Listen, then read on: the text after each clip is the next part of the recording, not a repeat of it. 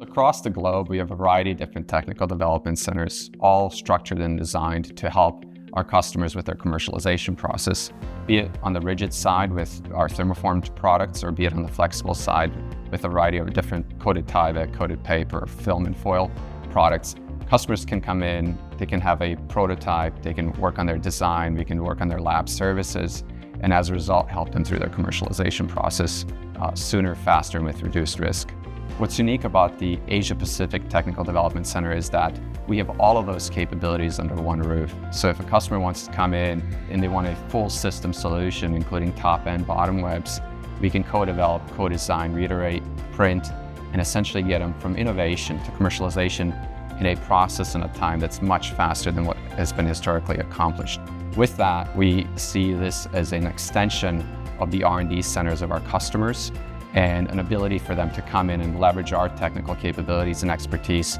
to launch and develop their medical device and pharmaceutical products.